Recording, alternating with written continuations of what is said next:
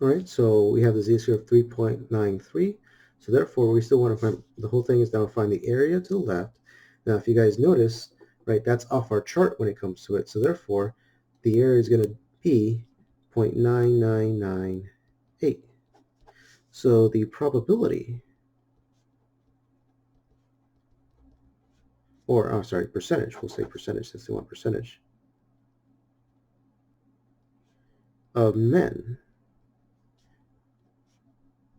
who can fit through the doorway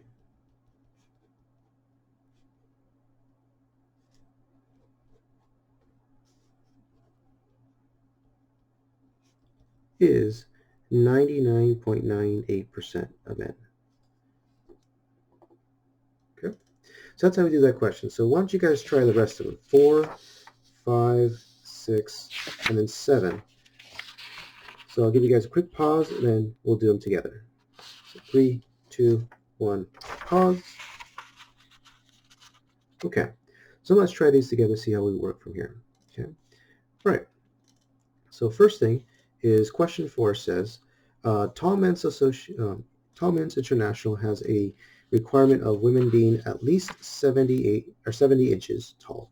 Given women have heights are normally distributed, so again, notice the word normally distributed, and the heights of women have a mean of 63.8 inches and a standard deviation of 2.6 inches, find the percentage of women who satisfy the requirements.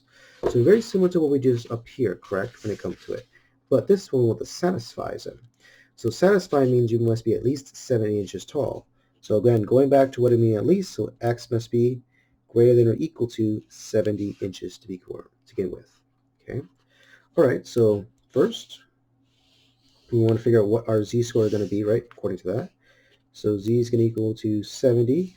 Our mean in this case was 63.8 divided by 2.6. So now we got to figure out what the z-score is. So subtracting across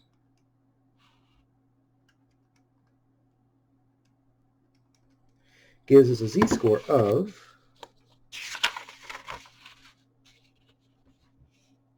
2.38. So that is 2.38 here. Okay. So the question is, right, what are we looking for? Are we want area to the right or to the left? And since we want everything greater than that, so I'm looking for area to the right of that value. So we're going to do one extra special thing, right? Find area to the left, then subtract it from 1. Okay, so going back to our former sheet, 2.38 is way in the bottom. So 2.38, and if you go across, we should have a z-score of 0.9913. But again, right, that is area to the left. What we're looking for is area to the right. So 1 minusing 0.9913 should give you 0.0087. Okay. So therefore, the percentage of women who satisfy the requirements is 0.87%, which is a super small requirement. Okay. So that's 4. So now let's go on to the other questions, 5, 6, and 7. So 5 says birth weights are normally distributed. So again, notice normally distributed with a mean of 3,420 grams and a standard deviation of 495 grams. Babies need special treatment when they weigh less than 2,450 grams or weigh more than 4,390 grams. What percentage of babies does not need special treatment when they are born? Okay, so let's see this graph here, right? So let's see what's going on. So what's our mean? So our mean is 3420, and they give us these two values. So 2450 and 4390.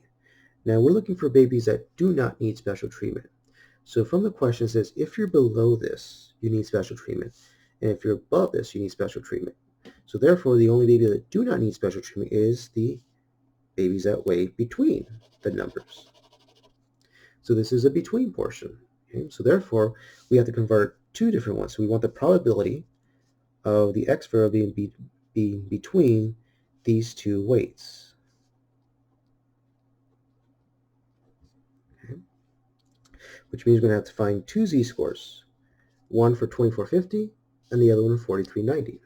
So we'll just quickly do that. So 2450 minus our mean of 3420 divided by our standard deviation of 495 should give you a z-score of 1.96, and the other z-score, I believe it's the same but positive.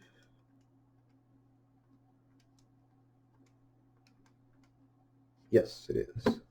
Positive 1.96. So now, if you guys remember it, when it comes to areas between them, we subtract the areas, not the z-scores, right? So we have to find the areas of both of them and then subtract them.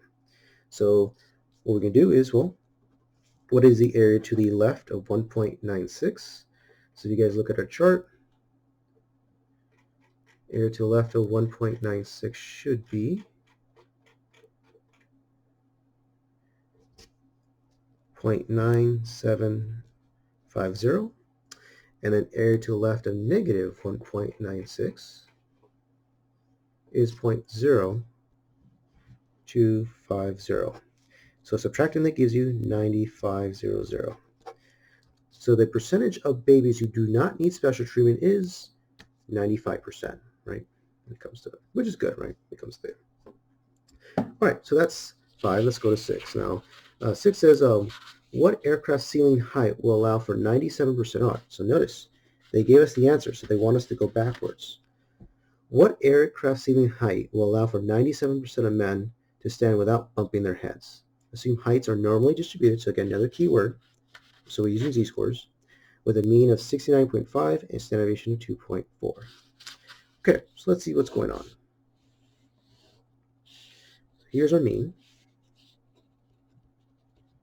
Now, 97%. So let's see. Does that 97% is area on this side or on that side, the right or left? So when it comes to it. So let's think about this. If I want 97% to not bump their heads on a ceiling height, do I want someone that's smaller than that height or taller than that height? Hopefully say smaller, right? Kind of like the doorway. So I know for sure there's a certain height here that 97% are allowed to go in. So this means we are given area to the left of that particular value. Okay. So now we got to find the x value associated, meaning we're going to go completely backwards. Okay. So therefore, we got to do a couple things. First thing, we got to find a z-score that's associated with 90.9700. So again, that's a scavenger hunt, right? So I'll give you guys a quick minute to try it out. Try to look for the closest number in our areas, not z-score, areas of 0.9700. Right, so hopefully you guys got it. And let's see if I can get there. And looks like this is the closest one to us. Right, so it should be a 1.88 is our z-score.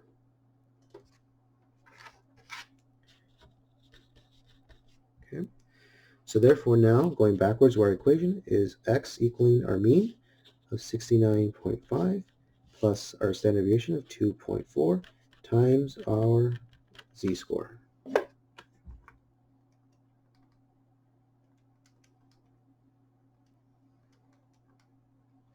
So this height should be 74.012 inches.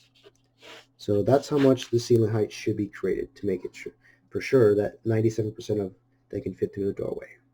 And believe it or not, this is actually how things are actually built in the real world. They actually go backwards, and they want a certain percentage of things that go through it, that could pass through it without the portions, and then from there they just go backwards instead of going the forward way. Okay. All right, last one. So find the birth weights that separate the lowest 3% and the highest 1%. Assume the weights are normally distributed with a mean of, so same situation, 3420 and 495. So let's see what's going on here. Here's our mean. So it says the lowest, so you should know lowest means bottom, right? So bottom, 3%. That's 0.0300 decimal. And the highest, so top 1%, right? So highest is here. So that's what we're looking for. So in other words, what are these markers, right? These x values here. So it means we're going to do this twice now. So essentially, it's question 6, but now done twice. when it comes to it. So let's do the easy one first. Okay, let's look at this one. So what z-score is associated with that area? So I'll give you guys a quick minute to try it out. Remember, it's 0.0300. Okay? So go for it. Okay. All right, so let's try this together. So let's see. Looks like we have a winner. Right, that's the closest to us we have. So this z-score is going to be negative 1.88. Okay. All right. So this is negative 1.88. Oh, this is not there. Okay. So now we find the x value. So that's going to be 3420 plus our standard deviation of 40.95 times negative 1.88. And let's see what the x value is going to be.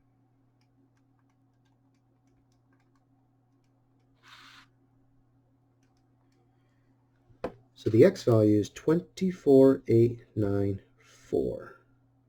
So that represents the lowest 3% of babies born. Now we're going to do the same exact thing for the top 1%.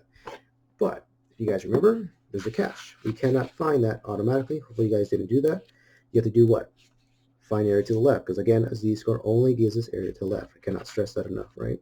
So essentially, instead of looking for 0.01, we're going to be looking for 0.9900. Because that's 1 minus that value. So what z-score is associated with 0.9900?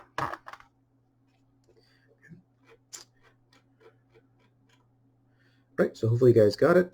So in our case, let's see, it should be right there. Okay. So that is 2.3, I think that's a 3.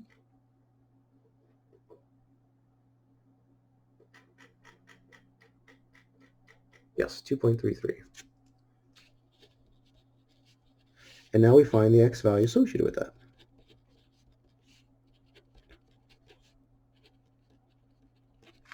Okay, so multiplying and then adding it together gives us what?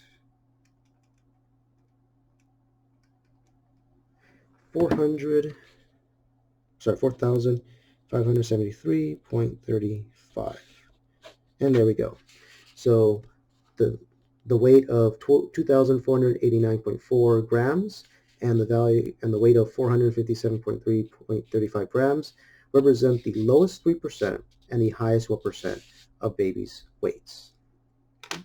Right, and there we go.